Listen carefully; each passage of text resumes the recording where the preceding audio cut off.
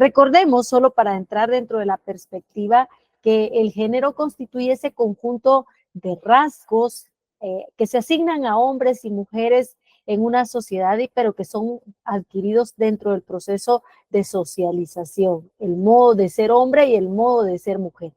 ¿Por qué es importante definir esto? Sencillamente porque muchos de estos crímenes en contra de mujeres o en contra del género en general, pues tienen una vinculación precisamente por el modo, por la forma de ser hombre, de ser mujer y por la visión que se tiene de otras formas en que se debe de castigar a aquellos que se consideran diferentes. Cuando nosotros hablamos de la denominación violencia dentro del derecho de género, hay tres aspectos relevantes que debemos de tomar en consideración. El primer aspecto dentro del cual se desarrolla esta clase de violencia está designado a aquellos actos lesivos que se perpetran en contra de la voluntad de una persona y que están basadas precisamente en las diferencias entre hombres y mujeres. Esa es, digamos, una denominación bastante frecuente y tal vez la más común de la violencia de género, pero no es la única, porque una segunda definición de la violencia de género está integrada por aquella violencia sexual que va dirigida hacia hombres y hacia niños de sexo masculino, pero con la finalidad de consolidar normas desiguales de poder, referente a la tradición de definición que se tiene de masculinidad y de feminidad. Por ejemplo, cuando en un conflicto armado se abusa sexualmente y se le atribuyen roles que tradicionalmente son femeninos a los hombres con la única finalidad de feminizar al enemigo. Entonces se le trata de degradar de esa forma, violentándolo sexualmente y asignándole roles propiamente que social y culturalmente se han asignado a las mujeres para poder feminizar al enemigo.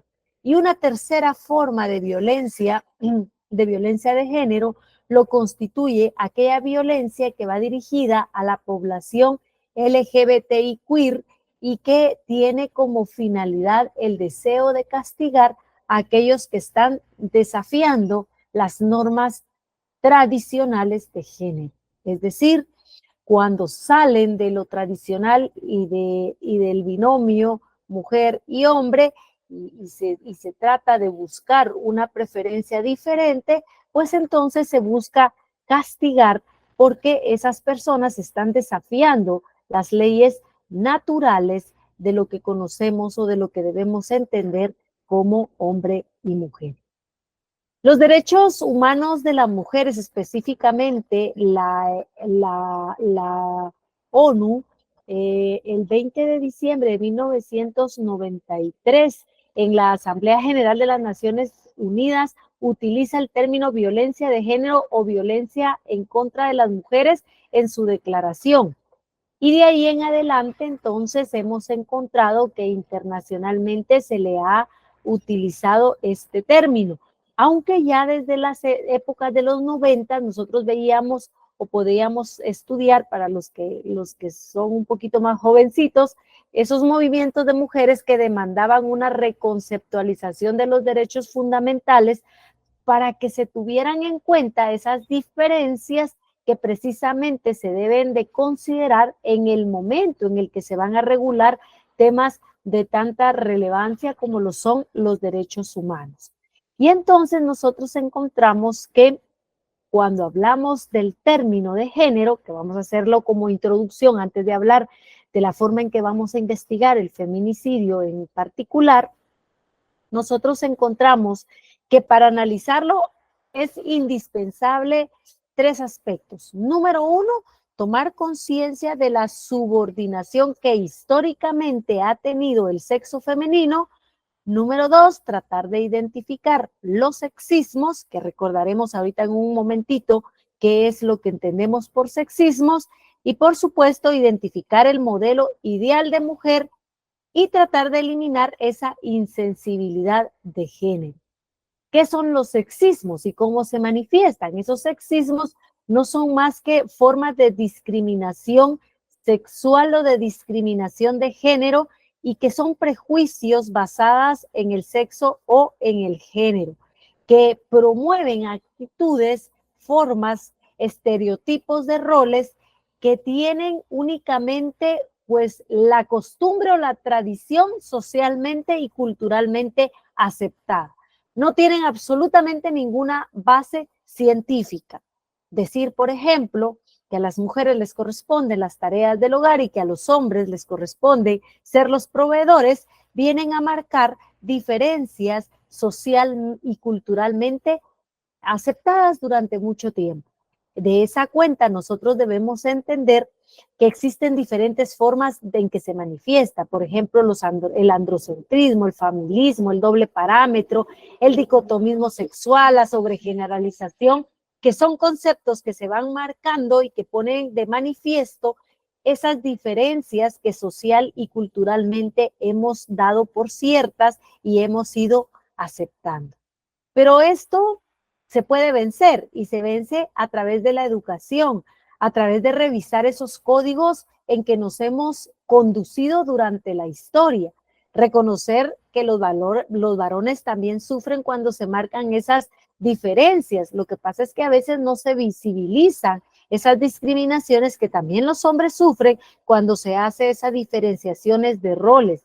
Hay que tener una visión de corresponsabilidad, buscar entender y dimensionar el daño que los sexismos producen a ambos sexos y no solo a las mujeres.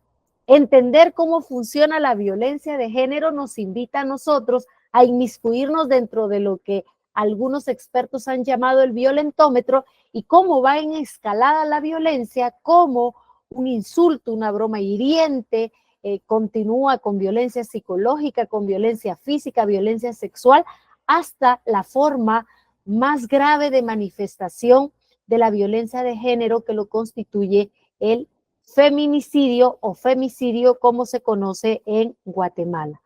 Cuando ustedes como fiscales investigan hechos de violencia en contra de mujeres, necesariamente tienen que conocer cómo se manifiestan esta clase de sexismos, cómo se vencen esos sexismos, cómo funcionan los ciclos de violencia, porque cuando nosotros estamos dentro de este lado, que somos los administradores de justicia, los investigadores, los agentes de policía, muchas veces no comprendemos cómo es que la víctima en un momento llega completamente decidida a denunciar a su agresor y luego cambia completamente su versión, incluso acusando a que fue el policía, que fue el fiscal del Ministerio Público el que puso palabras en su boca y no era eso lo que quería declarar. Eso ocurre muchas veces porque las víctimas están inmersas dentro de los ciclos de violencia y ahí no solo pueden ser las mujeres, sino que dentro del contexto familiar pueden serlo muchas otras personas que son víctimas de esa clase de violencia. Recordemos que nuestros países deben de respetar los enfoques de género o de las investigaciones que se deben de realizar basados en dos instrumentos fundamentales. La Convención sobre la Eliminación de todas las formas de discriminación contra la mujer, que es un documento de 1979 y que desde su discurso inaugural establece la máxima participación de la mujer en igualdad de condiciones dentro de la vida social, cultural, familiar, política, etcétera. Y por supuesto la Convención de Belém do Pará, o Convención Interamericana para Prevenir, Sancionar y Erradicar la Violencia contra la Mujer. Este segundo instrumento es sumamente relevante porque contiene una definición de qué se entiende por violencia, nos informa por primera vez cómo debemos entender los ámbitos o los lugares dentro de los cuales se desarrolla la violencia y reconoce la violencia pública, privada y la violencia estatal, cuando el Estado no pone de su parte la debida diligencia para poder desarrollar esta clase de investigación. Recordemos que como Fiscalía del Ministerio Público estamos sujetos a esos instrumentos internacionales y que podríamos contener diversos enfoques de investigación de los que adelantito vamos a hablar. Pero Para entender esto, nosotros debemos admitir que como entes representantes del Estado, de nuestros respectivos estados, como fiscales, como agentes de policía, como jueces, debemos de investigar y sancionar con debida diligencia. La debida diligencia abarca varios aspectos y la primera obligación de nuestros estados es la de prevenir la violencia en todas sus manifestaciones. Ya no digamos la máxima expresión de violencia que lo constituye el femicidio, como se conoce en mi país, o el feminicidio, como lo tienen ustedes tipificado. Cuando nosotros damos por sentada una buena política de prevención, tendríamos que tener menos dificultades para investigar los casos de violencia, porque entonces serían casos aislados. Sin embargo, en nuestros países las estadísticas son sumamente alarmantes en relación a los hechos de violencia en general en contra de mujeres y de violencia feminicida en particular. Hay que tomarse en consideración que en esta clase de investigación debe de estar vigente la perspectiva de género dentro de la investigación y en un ratito les explico. En el año 2012, un instrumento que ustedes conocerán a la perfección, mejor que yo, pero que les quiero recordar, es el protocolo de actuación para la investigación del feminicidio o del femicidio. En este protocolo, que es del Alto Comisionado de las Naciones Unidas para los Derechos Humanos, nosotros encontramos medidas que se deben de considerar para la investigación del delito. Se nos da una serie de técnicas de investigación criminalística que se deben de aplicar a los procesos de investigación y finalmente a los marcos jurídicos internacionales en materia precisamente de protección de los derechos humanos de las mujeres. ¿Y qué debemos nosotros entender entonces cuando se está investigando esta clase de hechos delictivos? Si ustedes recordarán en el marco del caso Velázquez Rodríguez versus Honduras, la Corte estableció en ese caso que investigar, que es obligación de los estados, investigar seriamente, así lo establece la sentencia, seriamente y con los medios que tenga a su alcance aquellas violaciones que se hayan cometido dentro del ámbito de su jurisdicción. ¿Para qué? Para identificar a los responsables, para imponerles una sanción que sea pertinente, pero además asegurarle a las víctimas una adecuada reparación. En ese sentido, también pues han sido dictadas una serie de medidas porque los estados se ven obligados por estas clases de compromisos adquiridos a prevenir, a investigar y a sancionar cualquier violación de derechos fundamentales. Y entonces tenemos que adecuar nuestras respectivas legislaciones para que se realicen de una manera apropiada esa clase de investigación. Y estos principios de la debida diligencia nos imponen a nosotros una serie de parámetros que debemos de considerar en el momento en el que se están investigando. ¿Cuáles son esos principios fundamentales? Primer principio, principio de oficiosidad. Usted no tiene que estar esperando la denuncia de los parientes de la víctima cuando se tiene el conocimiento de que ha ocurrido la desaparición y la posible muerte de una mujer ni de cualquier ser humano. La investigación se debe de desarrollar de oficio por parte del Ministerio Público para asegurar la mayor cantidad de recolección de evidencia que sea suficiente para poder determinar la participación de los hechos delictivos. En el caso de Guatemala se tuvo ya sentencias por parte de la Corte Interamericana porque había que esperar un lapso de tiempo antes de iniciar la investigación de la desaparición de una mujer. Hoy no. Hoy, una vez que se tiene conocimiento de la desaparición, inmediatamente se activan las alertas y las autoridades tienen la obligación de agotar mediante todos los recursos que tengan a su alcance la investigación de oficio. Ese es el principio de oficiosidad.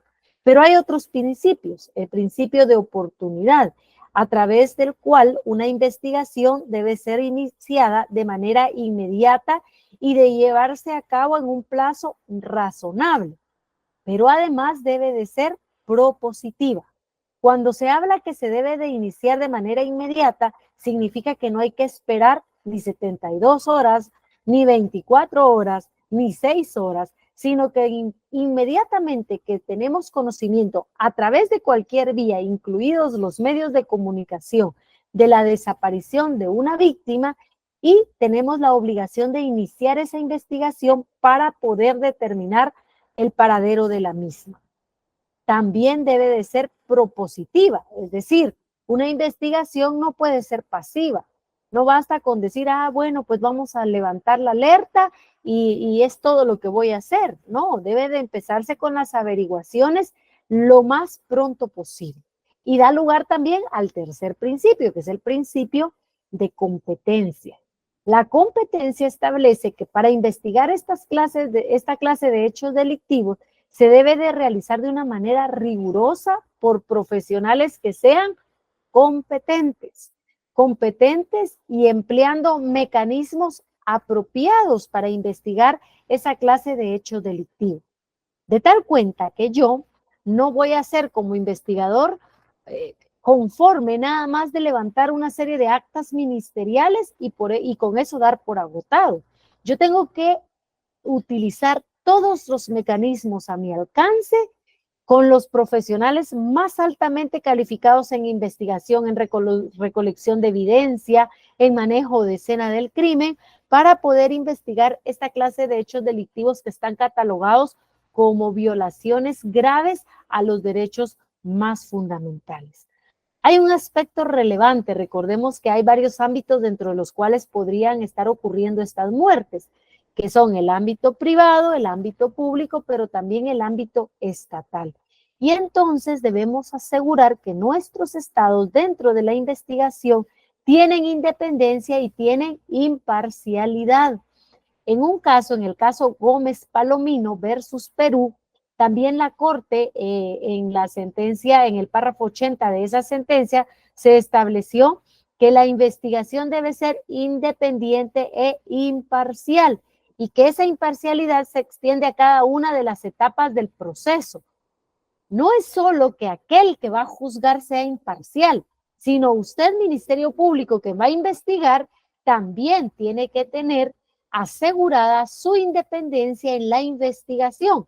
Porque si a usted, un superior, le va a decir, no, mire, por ahí, por esa línea no siga porque no vaya a ser que se pase salpicando a algún funcionario, algún político muy importante y entonces, pues por ahí mejor eso no lo investigue.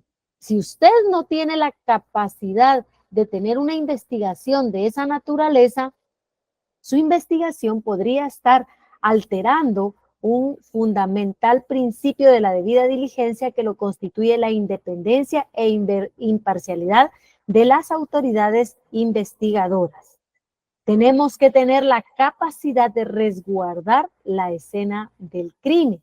En el caso, por ejemplo, Mirna Mac-Chan versus Guatemala, en los párrafos 173 y 174, aparece una violación que se sancionó al Estado guatemalteco por faltar a la debida diligencia precisamente porque no se preservó la escena del crimen, la escena del delito. Entonces, ustedes como elementos de investigadores tienen la obligación de preservar esa escena del crimen en donde pues, existe la posibilidad de recabar información importante. El principio de exhaustividad. La investigación debe agotar todos los medios para esclarecer la verdad de los hechos y encontrar a todos los responsables. ¿Qué pasa? Muchas veces nuestros países se conforman con sancionar al más bajo dentro de esa cadena de delitos, sobre todo cuando ha sido el crimen organizado el que ha cometido pues el feminicidio. Resulta que se sanciona probablemente a los autores materiales y no se sigue la línea de investigación más allá, en donde se puede esclarecer a los autores que sean intelectuales, a los autores inductores. En ese sentido, el Estado estaría cometiendo una violación a la debida diligencia, porque sancionar solo a uno de 3, de 5, de 10 responsables no significa que se está dando cumplimiento al principio de exhaustividad. En esta clase de hechos delictivos, la ley también internacional establece dentro de sus protocolos que debe de considerarse y debe de permitirse la participación de la víctima y sus familiares. Cualquier investigación que realicemos de esta naturaleza debe de procurar proteger y garantizar el derecho que tiene la víctima de participar, pero también de protegerle su dignidad. Vemos que muchas veces estos crímenes son delitos considerados como crímenes demostrativos, en donde el cuerpo de la víctima muchas veces es expuesto de manera, digámoslo, aumentando la ignominia del delito, volviendo lo más sensacionalista, porque el cuerpo de una víctima mujer de esta naturaleza, pues cuando se deja desnudo, cuando se mutila alguno de sus órganos, pues obviamente es más amarillista cuando un medio de comunicación que no está sensibilizado en el tema va y toma la fotografía. Imagínense ustedes el irrespeto a la dignidad humana. Recordemos que la dignidad humana como un derecho fundamental no termina con la muerte, sino que trasciende incluso la vida de la persona. Entonces hay que tener mucho cuidado, porque la participación de la víctima tiene que ser voluntaria. Acuérdense que víctima no solo es la víctima directa, sino también aquellos parientes de la víctima. Y entonces, si las víctimas, es un derecho de ellas de participar y no podemos negárselo, ¿verdad? Aunque no estén constituidas en nuestro derecho directamente como sujetos procesales, digamos, porque no están interesadas en ser querellantes adhesivos y estar en un proceso, pero sí tienen derecho de participar o deberían de tener garantizado su derecho de participar. Y por supuesto, el séptimo principio fundamental para la investigación de esta clase de hechos delictivos lo constituye la perspectiva de género y etaria. Nosotros debemos incorporar en toda la investigación, juzgamiento de esta clase de hechos criminales las normativas e instrumentos internacionales en materias especialmente de género y etaria. Eso nos va a permitir a nosotros recordar y conocer la interseccionalidad, las formas en que opera la perspectiva de género, que por favor no significa que estemos anulando derechos adquiridos del acusado, del imputado, sino que significa incorporar aquella sensibilización dentro de la recabación de investigaciones. Por ejemplo, cuando hablamos de víctimas, cuando estamos hablando de víctimas que quieren o que deben de ser interrogadas, de víctimas sobrevivientes de un femicidio o feminicidio en tentativa, imagínense ustedes que el lugar en donde se le entreviste sea un mismo lugar en donde esté pues una víctima de un robo, una víctima de otra clase de hecho delictivo, y todas puedan estar escuchando lo que la víctima está narrando, cuando son actos que van pues muy a afectar mucho la dignidad humana. Nosotros debemos de tomar esa sensibilización para la recabación de los testimonios. ¿Cuáles son los presupuestos más básicos en la investigación de esta clase de hechos delictivos? Número uno, toda la investigación debe de buscar de manera exhaustiva los restos de las víctimas si se tratara de víctimas desaparecidas. Nuestras investigaciones deben ir dirigidas a localizar los restos, el cadáver de la víctima, para poder establecer las causas de la muerte, para que los parientes de la víctima tengan el derecho de enterrar a la víctima, que ya se ha dicho en muchas sentencias como parte de la reparación, que las víctimas tienen el derecho pues de ir a llorar a sus parientes, a sus seres queridos, a un lugar digno en donde ellos puedan entender que ahí están, ¿verdad? Debe de ir dirigido a identificar la identidad de esas víctimas, porque muchas víctimas son enterradas en fosas comunes sin que se detecte su identidad. Es por eso que deben de contarse con bases genéticas que permitan pues comparar para poder establecer quién o quiénes son las víctimas de esta clase de hechos dirigidos. Otro presupuesto básico es dirigido a investigar y sancionar a los responsables, abarcar la totalidad de las violaciones de derechos humanos que se han cometido en contra de esa víctima. De tal cuenta que si hay un cadáver de una víctima, no nos vamos a conformar con establecer la causa de la muerte. Hay que establecer si la víctima antes fue torturada, si fue abusada sexualmente, si sufrió alguna clase de vejame, porque cada uno de esos hechos podría constituir un delito distinto. Y nuestra obligación es establecer exhaustivamente no solo la causa de la muerte, sino todos los delitos que pudo haber sido víctima esa persona. Se deben de ejecutar órdenes de captura, porque tampoco me sirve a mí de mucho establecer las causas de la muerte. Mire, sí, la torturaron, la abusaron sexualmente, la mutilaron y de último la mataron. Bueno, ya está bien establecida la causa de la muerte. Ahora, ¿quién lo ejecutó o quiénes ejecutaron esta clase de hecho delictivo? Y entonces yo, ente fiscal, debo de buscar la investigación de la localización de todos los responsables y llevarlos a juicio. Tampoco me sirve de mucho llevarlos a juicio si no logro establecer pruebas suficientes que me permitan a mí acreditar ante un tribunal la participación y como consecuencia la sentencia de condena en contra de la víctima.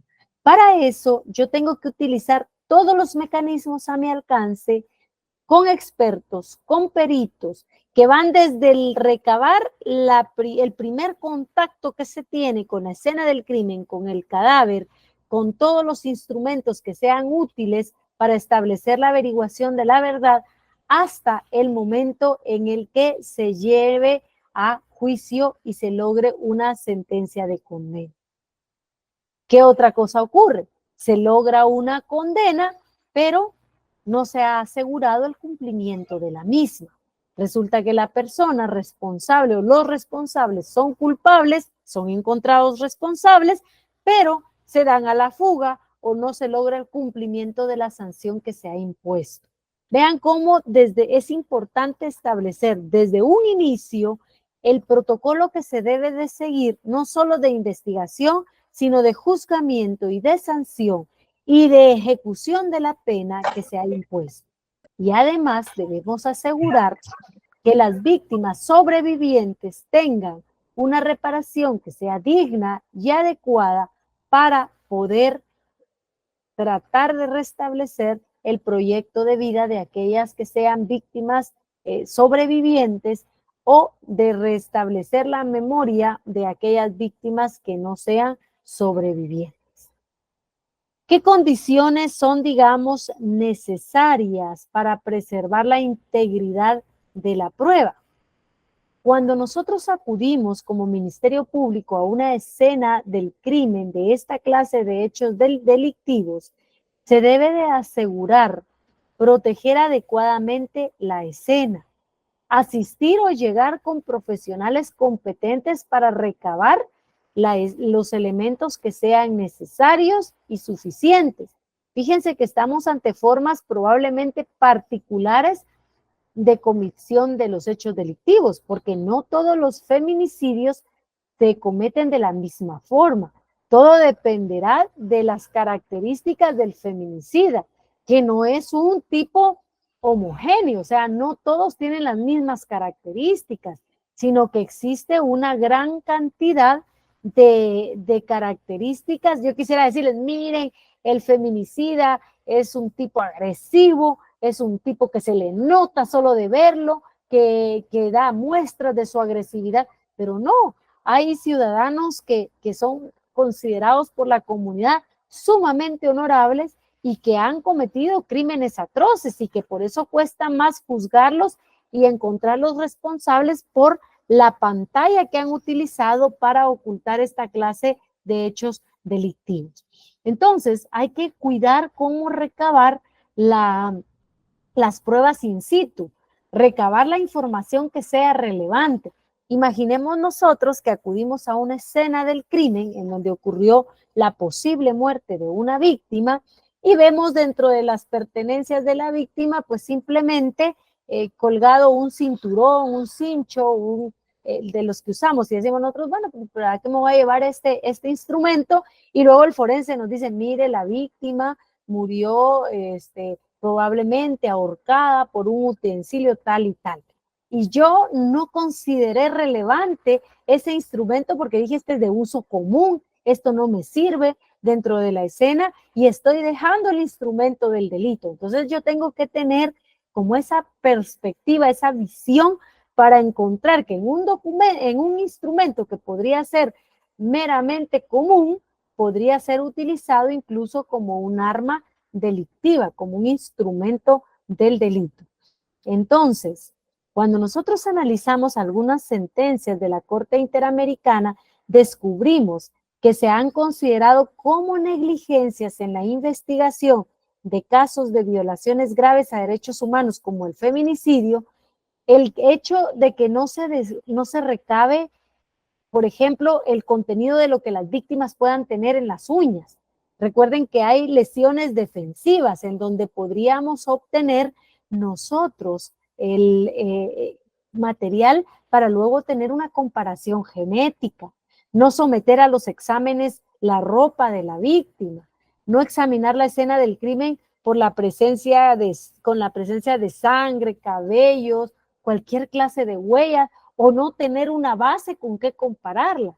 Ocurre que muchas veces el levantamiento de las huellas existe, pero simplemente se van a una base que no tiene ningún análisis o ninguna forma de comparación. Y ahí deben de haber sistemas que estén cruzados o entrelazados, por ejemplo, con aquellos que tienen una identificación, una licencia de conducir, en donde las huellas puedan ser localizables y comparables con un nivel alto de probabilidad.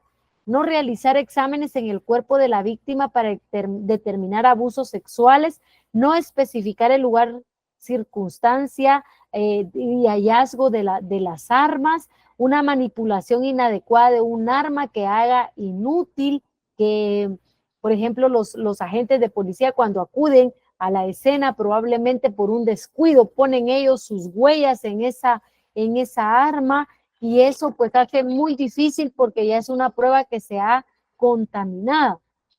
En la Corte Europea también se ha dicho algo al respecto y aunque no es vinculante para el caso de nuestros países, sí tenemos nosotros que considerarlo porque son, digamos, experiencias que nos pueden servir a nosotros para realizar una investigación eficaz. Por ejemplo, cuando no se recolectan cartuchos de la escena, cuando no se realizan pruebas en las manos de la víctima para determinar si hay residuos de pólvora, que cuando no se deja constancia o no se establece si hubo presencia de vehículos, huellas que se pueden recabar, por ejemplo, con moldes de calzado, de neumáticos y que posteriormente puedan ser comparables, la no obtención de testigos presenciales, personas que pudieron haber visto, tal vez no el delito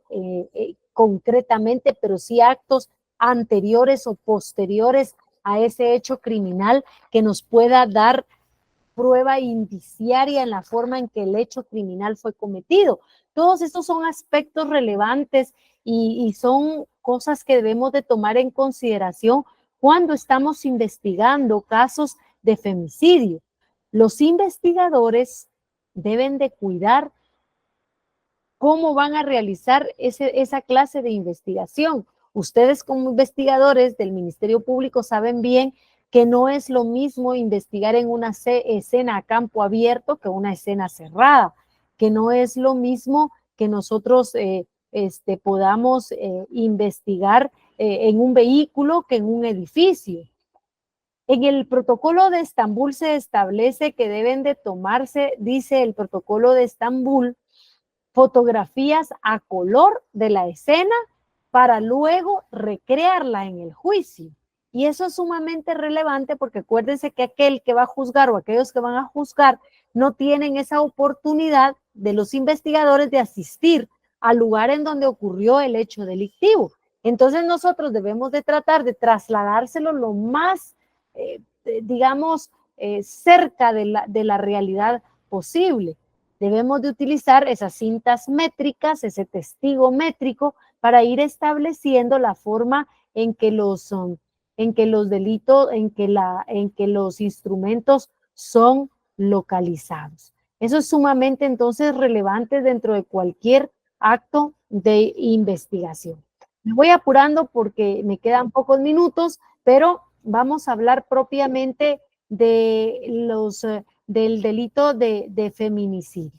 Este delito, como les decía, es un delito que atenta gravemente en contra de los derechos humanos de las víctimas mujeres, y el derecho de participación de las víctimas sobrevivientes o de los familiares de las mismas debe de estar asegurado, procurando no revictimizar.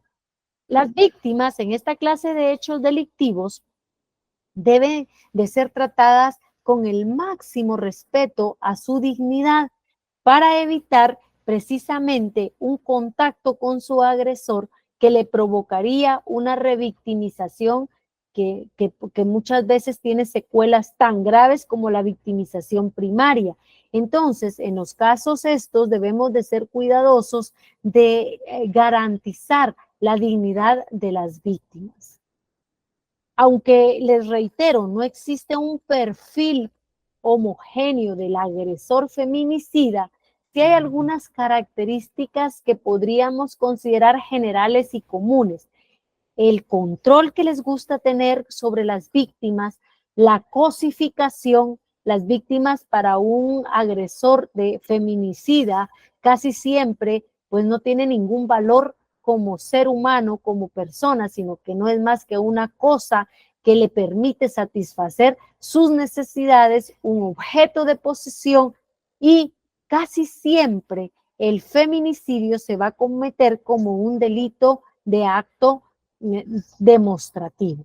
El feminicidio es un continuo de violencia en donde se ha estructurado y legitimado muchas veces. ¿Qué pasa cuando ocurría hasta hace poco que los países no estaban sensibilizados ni los medios de comunicación y que todavía lamentablemente seguimos enfrentándonos a esa clase de noticias amarillistas? Cuando aparece una víctima muerta, inmediatamente empezamos, es que en algo estaba metida, es que de plano era una prostituta, una sexoservidora, como si el dedicarse a esa profesión le disminuyera su valor como ser humano y no mereciera que se investigara su muerte.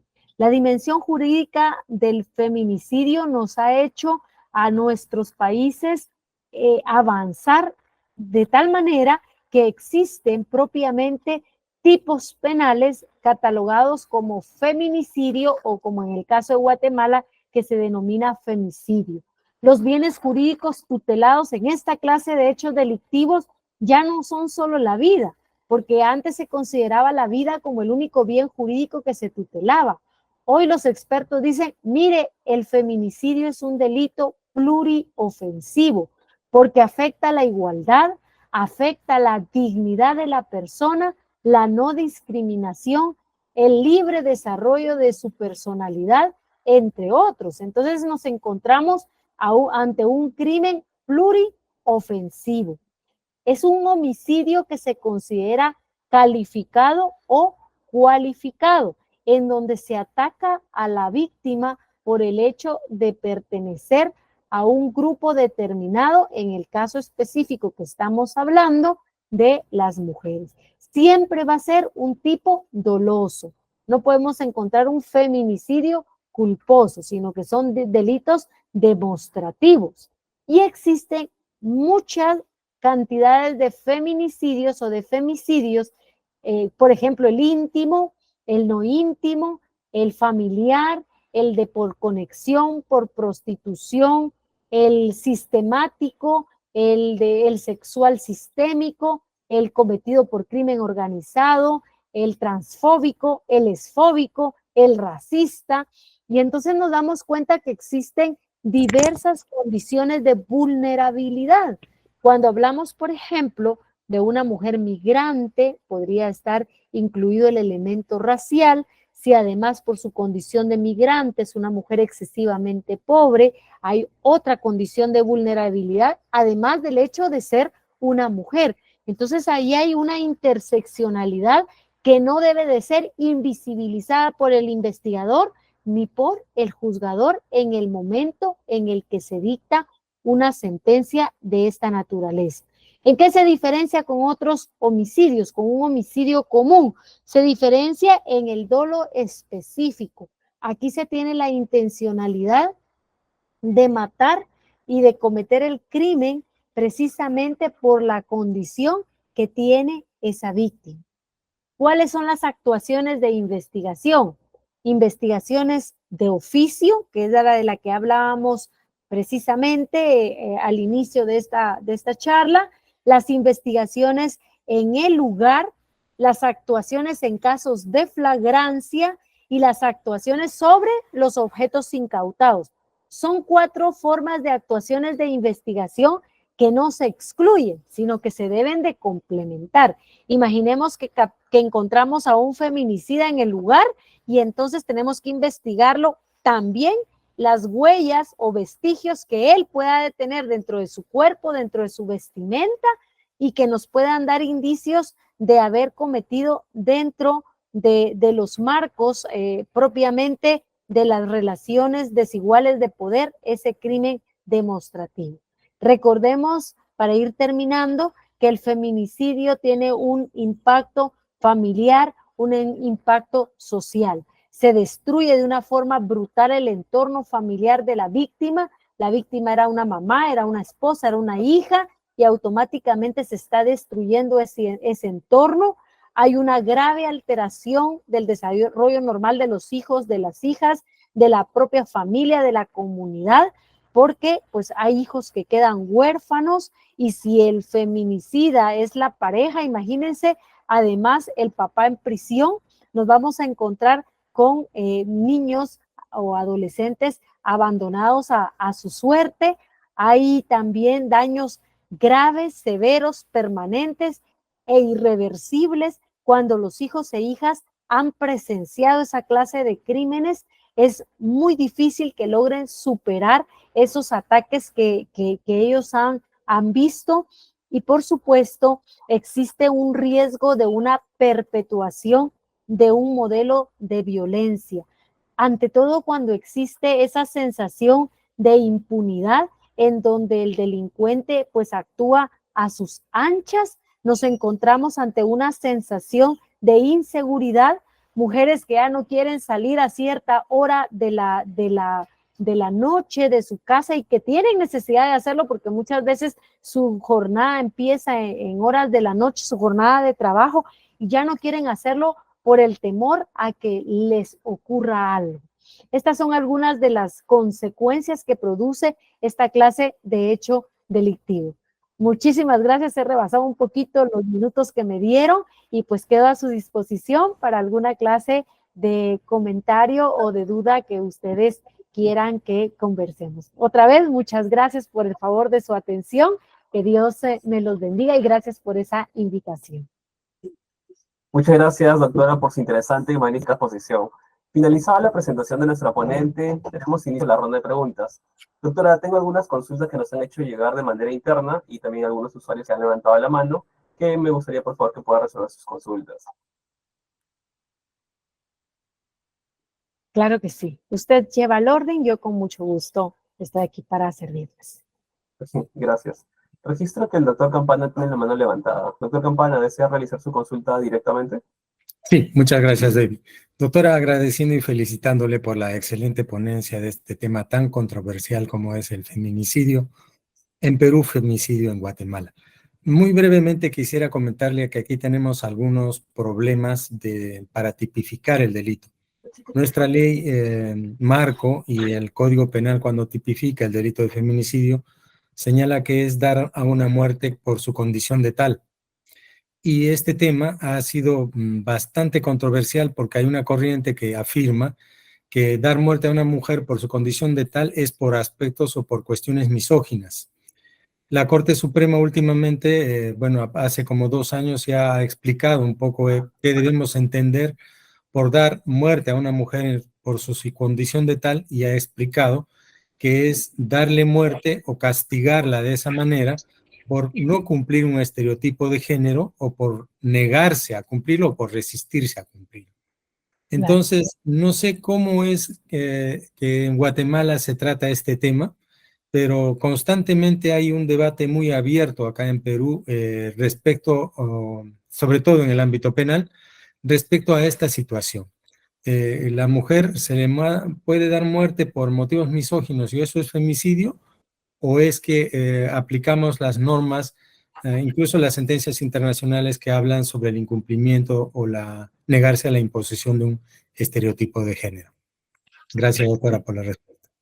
Gracias a usted, doctor. Yo creo que algo bien importante es que nuestras legislaciones deben de contemplar la muerte de las mujeres tipificadas no solo en el marco de la misoginia, sino en el marco de las relaciones desiguales de poder, en donde existe, por supuesto, una relación de subordinación del sexo femenino en relación al sexo masculino.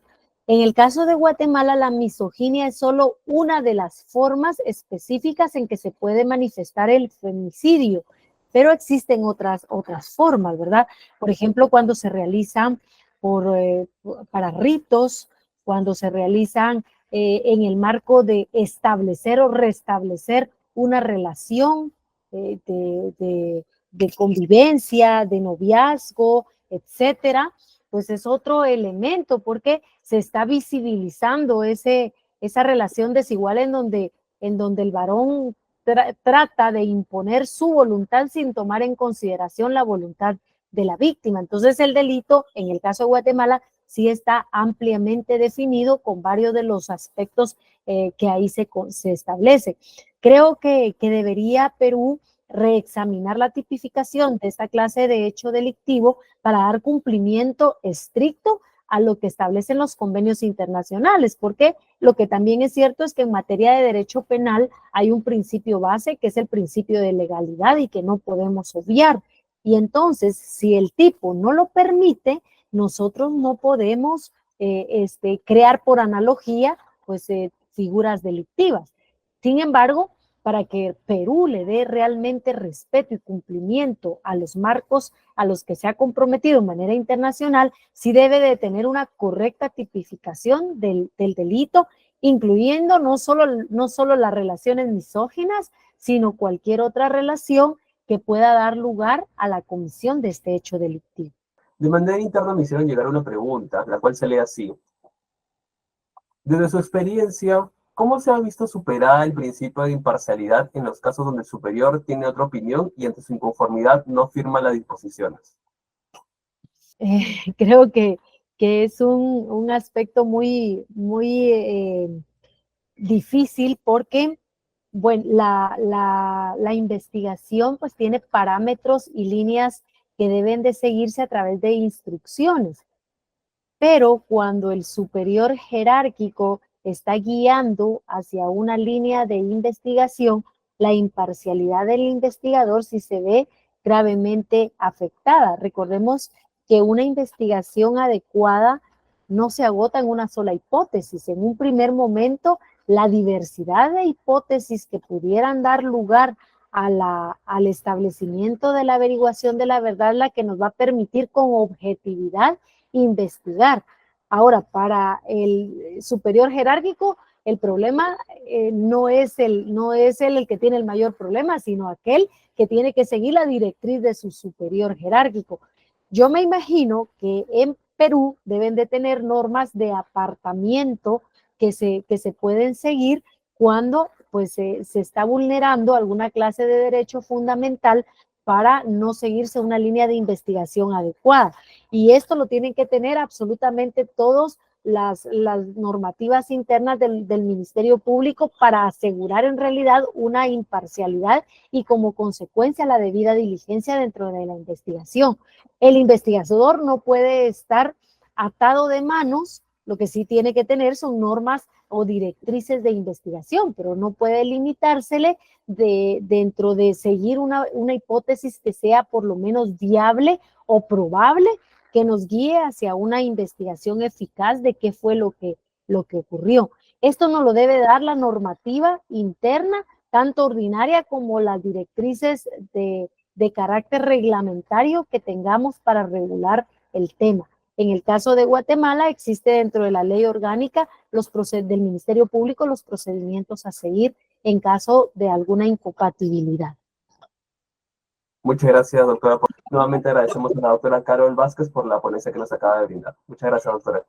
Muchas gracias a ustedes y felicitaciones por ese aniversario hasta el bello Perú, a la Fiscalía del Ministerio Público, instarlos a que sigan adelante con esa loable labor. Muchas veces los recursos dentro de nuestros países son limitados para llevar a cabo con responsabilidad, pero creo que depende de la diligencia también que cada uno de nosotros ponga en ese cargo que se nos ha encomendado. Un abrazo hasta este bello país, que Dios me los bendiga y espero saludarlos en una próxima oportunidad.